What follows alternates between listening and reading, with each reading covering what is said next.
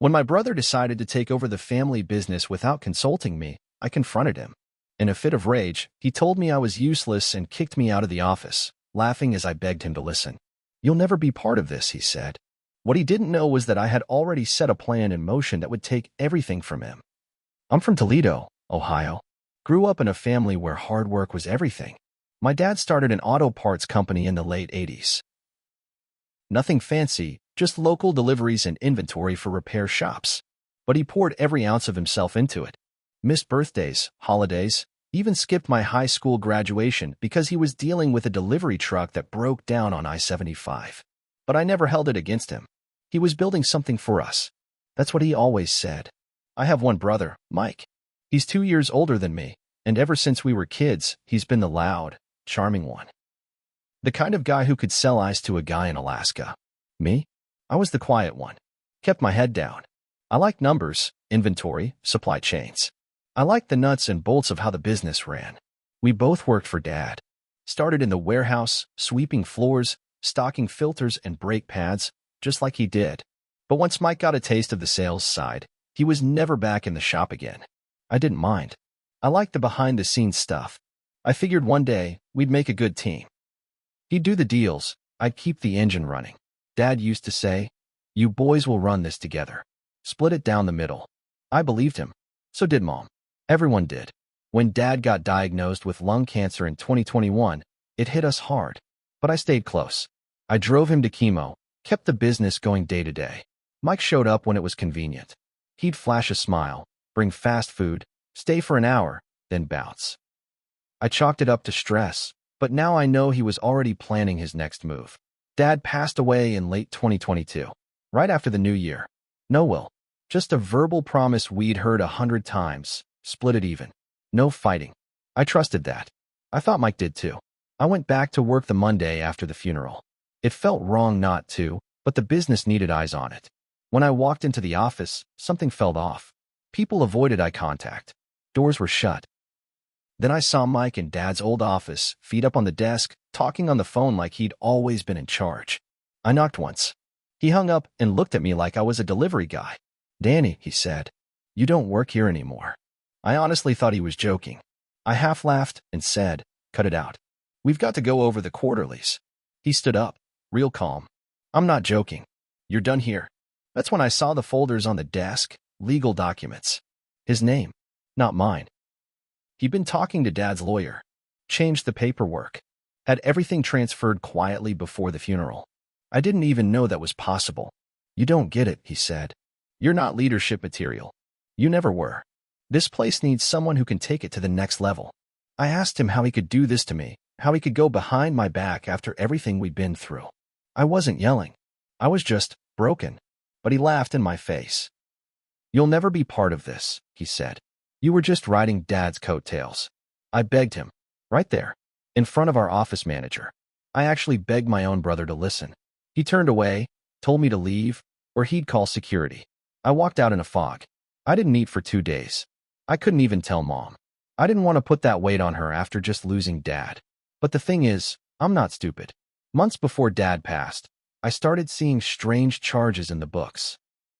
Vendor payments that didn't match inventory. High-end electronics going through dummy accounts. I dug deeper and realized Mike was funneling money through fake companies, stuff he'd set up under different names. I kept records. All of it. I didn't know what I was going to do with it at the time. I just knew it was wrong. And that wasn't the only thing. Our biggest shipping partner, Calderon Freight, had been warning us about late payments. Mike kept blowing them off, thinking charm could fix everything. But Calderon had already had enough. They just needed a reason to walk. So when he kicked me out, I gave them that reason. I made calls, sent files. Quietly, carefully.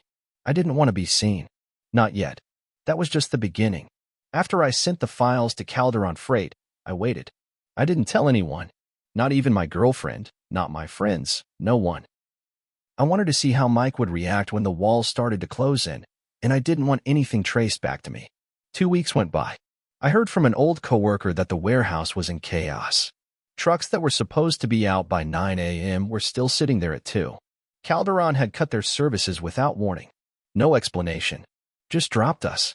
I knew Mike would try to scramble, try to sweet-talk someone higher up the chain. But I also knew Calderon had a legal team. Once they reviewed what I gave them, bank statements, invoice scans, tax filings, they weren't going to risk a thing. Not for him. I stayed low. I started doing contract work for a small distributor out in Findlay. It wasn't much, but it paid the bills. And it kept me close enough to Toledo to watch from a distance. Then the IRS showed up. Mike had been sloppy. He thought he was smarter than the system.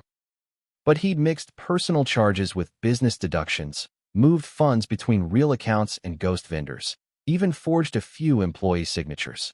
I had copies of all of it. I sent those too. By May, I heard through a mutual friend that the company's bank accounts had been frozen. Mike was freaking out, blaming his assistant, blaming the accountant, blaming everyone but himself. He even tried to say it was our dad's fault for leaving things in a mess. He still hadn't figured out I was behind it. That same month, I started getting messages from a few of our old employees. Not the higher-ups, but the warehouse guys. The ones who knew me. They said Mike had cut hours, slashed benefits, even stopped paying overtime. One of them said, "Man, it's like the place is cursed since you left." I didn't feel good about it. Not exactly. But I wasn't going to stop either. Then something happened I wasn't ready for. Mom called me. She said Mike had come over crying. Not just upset, actually crying. Told her he didn't know what to do. That he was being targeted by someone. She asked me if I had any idea who it could be. I lied. I told her I hadn't spoken to anyone at the company since the day Mike kicked me out. Which was technically true. But that's when I saw something I hadn't expected. Guilt. Not for Mike. For Mom. She looked tired. Worn down. Like she'd aged 10 years in 6 months. And I realized she was caught in the middle, grieving her husband, watching one son self-destruct, and the other one vanish into silence. So I did something I didn't plan on doing. I gave her money. Quietly. Cash. Enough to cover her bills for a while.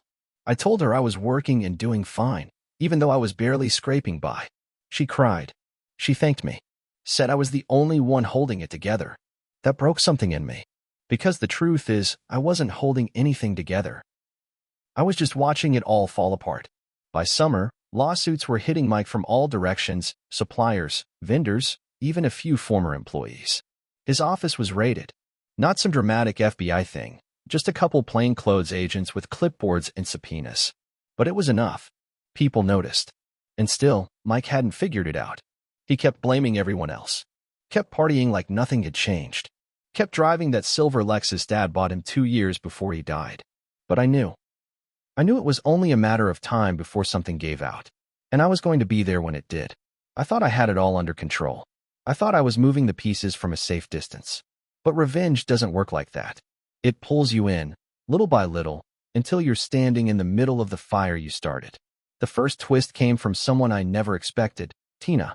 Tina was our former accountant. She'd worked with us for 8 years, close with both me and Mike, but especially with Dad. She was smart, detail-oriented, and loyal to a fault. After Dad died, she stayed on for a while, but I guess Mike had pressured her to adjust some numbers. She quit not long after I got pushed out, and I hadn't heard from her since. Then one night, out of the blue, she called me. I almost didn't answer. But when I did, the first thing she said was, "I know what you're doing." I went cold. She didn't sound angry, just tired, like she'd been carrying something heavy. "I know it was you," she said. "You sent the files. The way it was organized.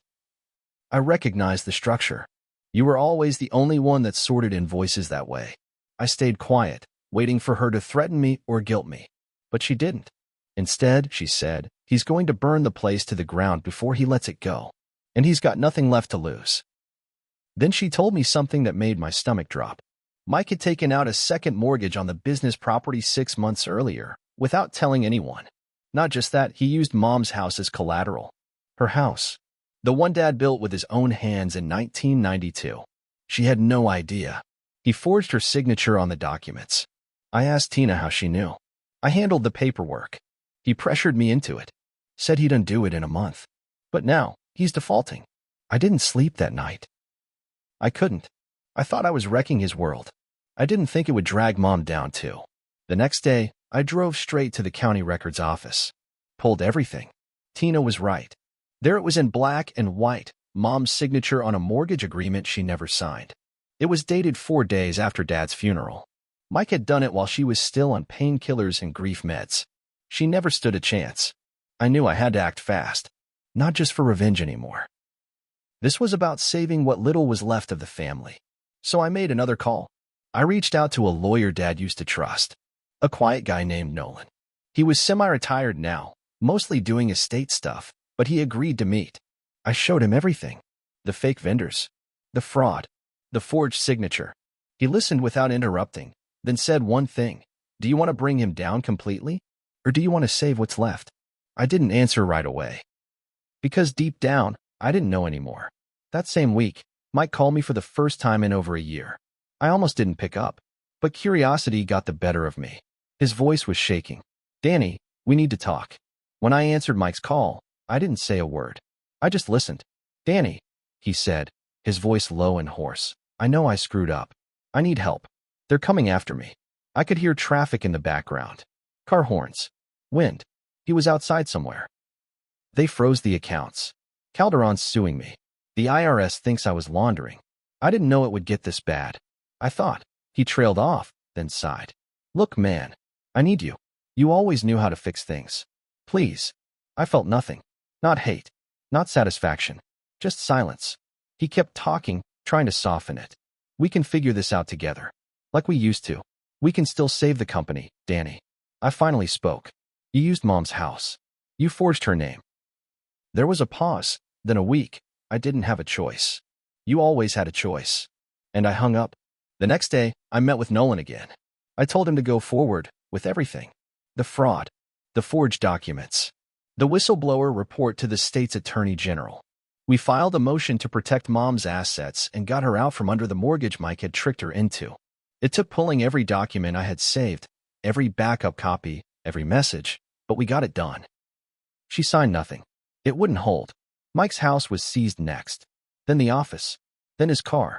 Every asset he'd tried to hide in dummy LLCs got tracked and frozen. He went down fast, faster than I thought possible. Turns out when people like him fall, they fall alone. 2 months later, he was arrested on charges of fraud, wire transfers through shell corporations, and falsifying loan documents. His mugshot ended up on local news. Toledo business owner accused of multi-million-dollar fraud. I watched it alone in my apartment. No celebration. No beer. Just silence. He tried to call me once from jail. I didn't answer. I did visit Mom the next day. She knew everything by then. She didn't ask how it happened. She just hugged me and cried.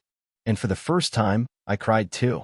We sat at the kitchen table, same one where Dad used to plan the future with us, and I told her everything.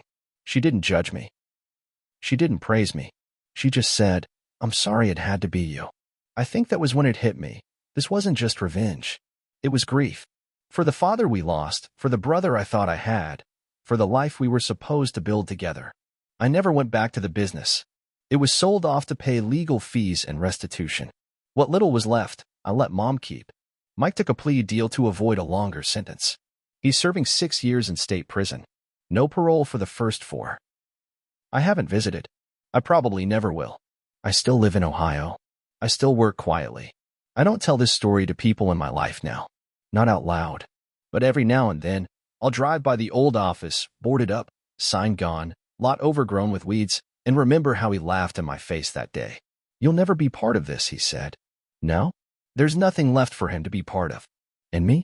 I'm finally free.